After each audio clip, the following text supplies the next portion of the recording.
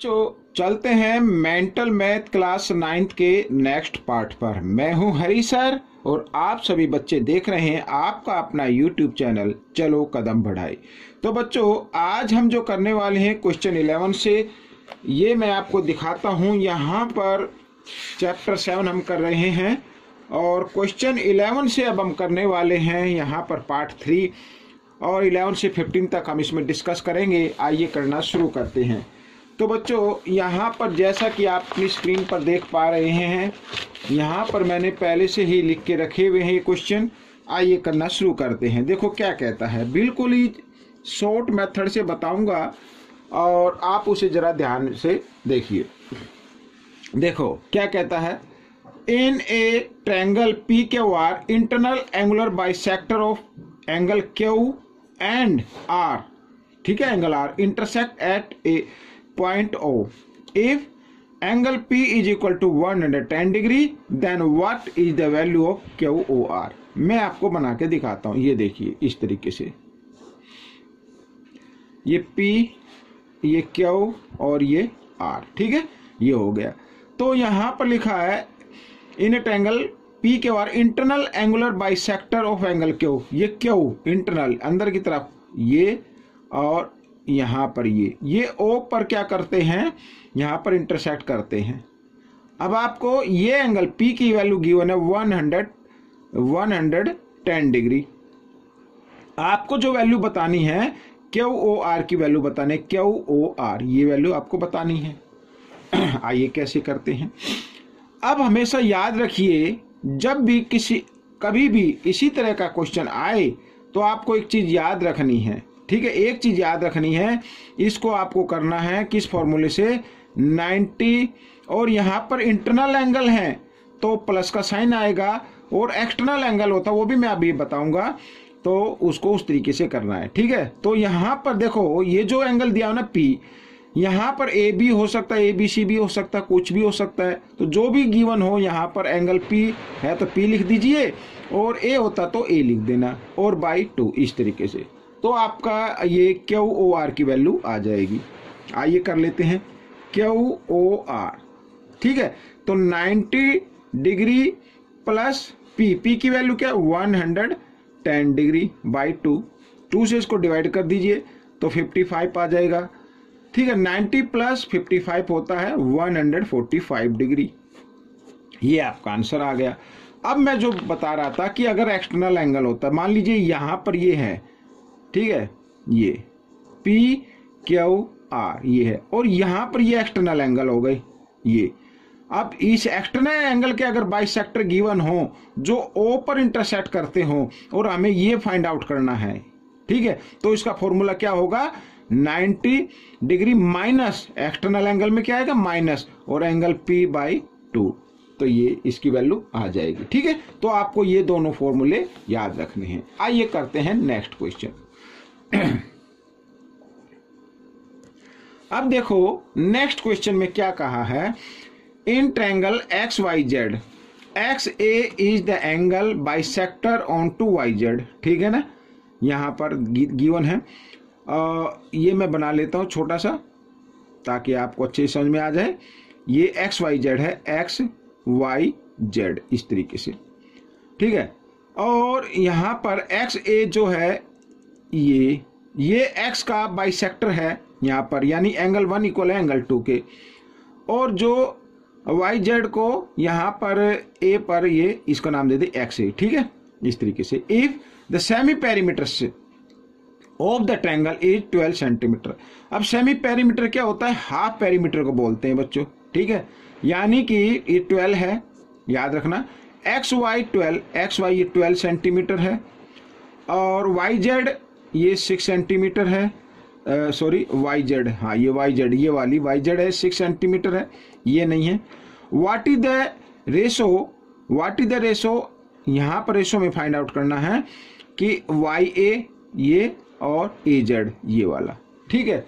अब क्योंकि यहाँ पर सेमी पेरीमीटर है, सेमी पेरीमीटर का मतलब होता है कि जो भी पेरीमीटर होता है उसको 2 से डिवाइड कर दीजिए, ठीक है। और पेरीमीटर क्या होता है, सम ऑफ 3 साइड्स ऑफ ट्रायंगल, इस तरीके से।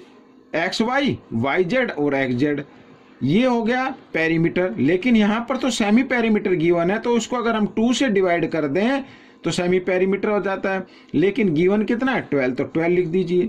ठीक है, इस तरीके से। अब एक्स वाई की लेंथ यहां पर है 12 और वाई जेड की लेंथ है यहां पर 6, एक्स जेड की हमें फाइंड आउट करनी है पहले। ठीक है, और यहां पर 2 इक्वल 12। ठीक है, 2 इधर डिवाइड में, इधर आकर ये मल्टीप्लाई में हो जाएगा, तो हम इस तरीके से निकाल लेते हैं। ये मल्टीप्लाई में आ गया और मल्टीप्लाई किया तो कितना आ गया 24 आ गया। अब 12 प्लस 6 18 है, 18 इधर प्लस में, इधर आकर ये माइनस में आ जाएगा और माइनस किया तो कितना आ गया 6 सेंटीमीटर आ गया। हमने ये क्यों किया अब मैं आपको बताता हूं। देखो यहां पर कुछ मूर्ख लोग ऐसे होते हैं, ऐसे मेंटल मैथ बनाते हैं, इस तरीके के क्वेश्चन देते हैं। ये क्वेश्चन एक्चुअली में 9th क्लास का है ही नहीं, ये क्वेश्चन है 10th क्लास का, फिर भी 9th में दिया हुआ है। तो इतने महामूर्ख गवर्नमेंट ने अपॉइंट किए हुए हैं कि उनको ये नहीं पता कि 10th क्लास के मेंटल मैथ में देना है या 9th के में देना है। फिर भी आपको ये एक थ्योरम होती है बच्चों, मैं आपको बताता हूं। देखो यहां पर ये ट्रायंगल है, ठीक है, ये ट्रायंगल है, मैं इजी लैंग्वेज में बताऊंगा। अगर यहां पर किसी भी ट्रायंगल में देखो 3 एंगल होते हैं, किसी भी एंगल का बाइसेक्टर, यहां पर इंटरनल बाइसेक्टर, ये बाइसेक्टर हो गया, यानी एंगल 1 इक्वल होगा एंगल 2। ये अपोजिट, जो अपोजिट साइड है ये वाली साइड, इसको ये डिवाइड करता है इस एंगल को बनाने वाली जो लाइन सेगमेंट होती है उनके रेशो में। कहने का मतलब ये है, अगर ये ए बी सी मैं मान लेता हूं और इसको डी मान लेते हैं, ठीक है, तो क्योंकि ये ए का एंगल ए का बाइसेक्टर है, ए डी क्या है एंगल ए का बाइसेक्टर है, तो यहां पर बी डी इस बी सी को B D ratio D C को अनुपात में डिवाइड करेगा, किसके अनुपात में, ए बी अनुपात ए सी, यानी ए बी अनुपात ए सी इक्वल हो जाएगा बी डी अनुपात डी सी, इस तरीके से। ठीक है, ये 10th में जो थ्योरम होगी उसको हम बाद में डिटेल में बताएंगे। अगर आप चाहते हैं कि इस थ्योरम को डिटेल से बताऊं तो आप मुझे कमेंट्स कीजिए। अब यहां पर यही पूछा है कि Y A ratio A Z क्या रेशो होगा, ये हम लिख लेते हैं Y A ratio A Z. ठीक है, ये हमें बताना है। अब क्योंकि यहां पर एक्स जेड ये जो है ये 6 सेंटीमीटर आ चुकी है ये वाली, तो ये किस रेशो में डिवाइड होती है मैं आपको बताता हूं यहां पर। ठीक है, ये देखो इधर मैं बता देता हूं ये किस रेशो में डिवाइड होती है। एक यहां पर इक्वल का साइन लगा देते हैं। X Y ratio X Z इस रेशो में होगी। ये जो यहां पर X Y A ratio A Z ये इक्वल होगी X Y ratio X Z में। ठीक है, तो वाई ए यही तो फाइंड आउट करना है ना, तो वाई ए और इसको मैं इधर डिवाइड कर देता हूं, इसको इधर ले आते हैं ए जेड, इसको इस तरीके से भी लिख सकते हैं। एक्स वाई क्या है 12, डिवाइड इसको इधर ले आते हैं। एक्स जेड क्या है 6 है। ठीक है, तो 6 1 जा 6, 6 2 जा 12, यानी 2/1, या आप इसको बोल सकते हैं 2:1। ये आपका आंसर आ गया। और नेक्स्ट क्वेश्चन भी कुछ इसी तरीके का है, ये आप देख लीजिए, इसको भी कर लेते हैं। ठीक है, मैं फिगर बना लेता हूं, इसमें भी बिल्कुल सेम क्वेश्चन है। यहां पर ए बी सी है तो ए बी सी, ठीक है, और ए एक्स यहां पर ये ए एक्स हो गया। ठीक है, bisector of on to B C पर है। तो यहां पर लिखा है इफ द सेमी पेरीमीटर, इसमें भी सेमी पेरीमीटर है। सेमी पेरीमीटर का मतलब A B plus A C plus B C by 2, ये होता है सेमी पेरीमीटर। बट गिवन कितना है यहां पर 9, तो 9 लिख दीजिए इधर। ठीक है, एंड ए बी कितनी है 4 सेंटीमीटर और बी सी कितनी है 6 सेंटीमीटर। आपको पहले ए सी फाइंड आउट करनी पड़ेगी, तो ए सी फाइंड आउट कर लेते हैं। तो ए बी की जगह ए बी की लेंथ, और यहां पर ए सी तो करनी है फाइंड आउट, बी सी है 6, तो लिख लीजिए और इस तरीके से लिख सकते हैं। 2 इधर डिवाइड में, इधर आकर ये मल्टीप्लाई में आ गया, तो मल्टीप्लाई किया तो 18 आ गया। ठीक है ना, और यहां पर 6 + 4 कितना होता है 10 होता है, प्लस में है, इधर आकर ये माइनस में हो जाएगा, और यहां पर कितना आ गया बच्चों 8 सेंटीमीटर आ गया। अब एसी कितनी आ गई 8 सेंटीमीटर आ गई। अब यहां पर ये रेशो में फाइंड आउट करना है कि बी एक्स रेशो XC, ये इसका रेशो क्या होगा, ठीक है, ये हमें बताना है। तो इसको आप इस तरीके से लिख लीजिए, रेशो से जो आगे उसको न्यूमरेटर बना दीजिए और रेशो के जो पीछे उसको आप डिनोमिनेटर बना दीजिए। इस तरीके से भी x लिख लीजिए, ठीक है। अब ये डिवाइड होती है इस एंगल को बनाने वाली जो लाइन सेगमेंट होते हैं ना उसके रेशो में, यानी AB बाई BC, ठीक है। अब यहां पर हम इसको निकाल सकते हैं, ये देखिए XC इक्वल AB कितनी है 4 और BC कितनी है 8, तो 4 1 जा 4, 4 2 जा 8, यानी 1:2, या आप इसको इस तरीके से लिख सकते हैं 1:2। तो ये क्वेश्चन भी आपका सोल्व हो गया। आइए करते हैं क्वेश्चन नंबर 14। तो क्वेश्चन नंबर 14 हम करते हैं, ये रहा, ये देखिए क्वेश्चन नंबर 14। अब इस क्वेश्चन में क्या कहा है ये देख लेते हैं। LM इक्वल MN, LM यानी ये साइड इक्वल है इस साइड के, QM इक्वल MR, ये तो गिवन है ही, ठीक है ना। और यहाँ पर ML परपेंडिकुलर PQ और MN परपेंडिकुलर PR, ये तो एंगल Q 50 डिग्री है, तो X की वैल्यू निकालनी है, बहुत ही इजी है। अब देखो यहाँ पर ट्रायंगल में यानी QLM ले लीजिए आप, QLM एंड ट्रायंगल QLM हो गया RNM। तो सबसे पहले हमें इसे कॉन्ग्रुएंट प्रूव करना पड़ेगा, ठीक है। कॉन्ग्रुएंट प्रूव करने के बाद जब हम इस एंगल को फाइंड आउट कर लेंगे तो उसके बाद हमें एंगल X की वैल्यू फाइंड आउट करनी होगी, ठीक है ना। तो आइए कर लेते हैं। तो यहां पर QLM में एंगल Q इक्वल है एंगल, यहां पर एंगल R, सॉरी ये तो हमें फाइंड आउट करना है, ये तो हमें क्या करना, फाइंड आउट करना है। इसको हम अलग रख लेते हैं। तो सबसे पहले इनमें जो इक्वल है वो लिख लेते हैं, ठीक है, जो इक्वल है वो लिख लेते हैं हम यहाँ पे। तो LM इक्वल है यहां पर NM, ये गिवन है, और QM इक्वल है MR, ये भी गिवन है, ठीक है।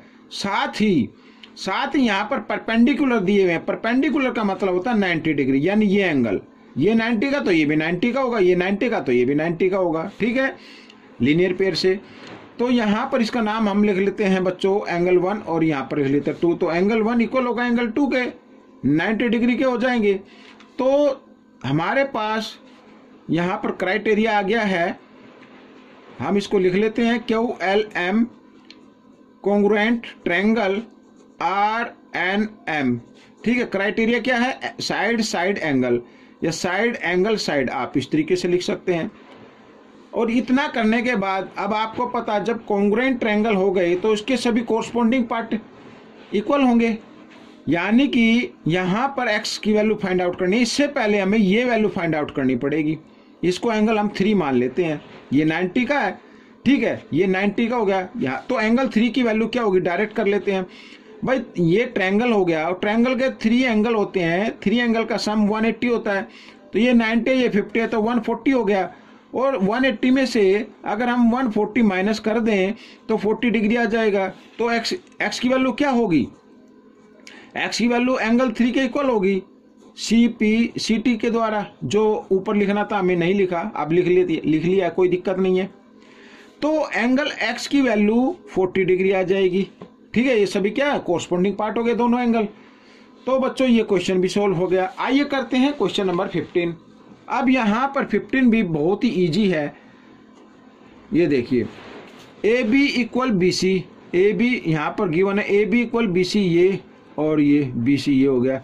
Angle A equal angle C, ये भी इक्वल है, और X की वैल्यू फाइंड आउट करनी है। तो A की वैल्यू अगर हम फाइंड आउट कर ले तो यहाँ पर X की वैल्यू भी हम फाइंड आउट कर सकते हैं। अब जब इतना दिया हुआ है बच्चों, तो आपको मालूम होना चाहिए ये कॉन्ग्रुएंट ट्रायंगल है। कैसे है, आइए कर लेते हैं। देखो इन ट्रायंगल ABD, एक तो ये ट्रायंगल ले लो ABD, ये वाली ट्रायंगल ABD एंड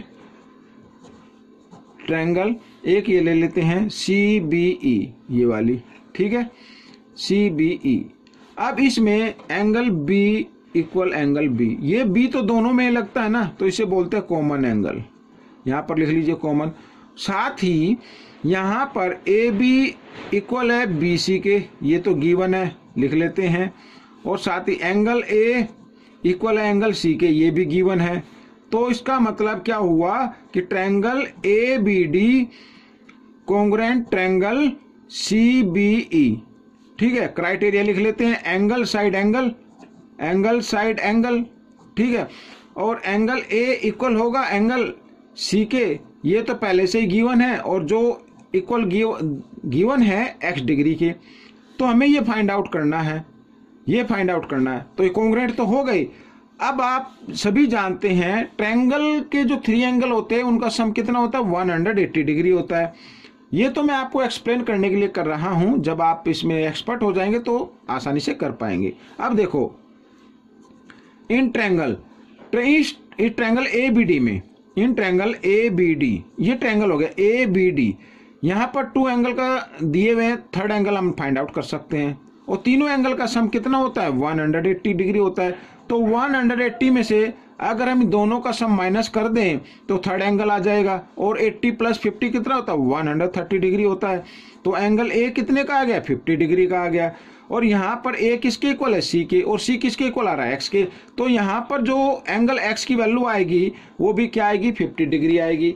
तो बच्चों ये क्वेश्चन सोल्व हो गया है। आपको ये पार्ट कैसा लगा मुझे जरूर बताएं, और इसमें से सीखकर दूसरों को जरूर सिखाना है। मिलेंगे नेक्स्ट पार्ट में। Till then keep practising and thanks for watching this video.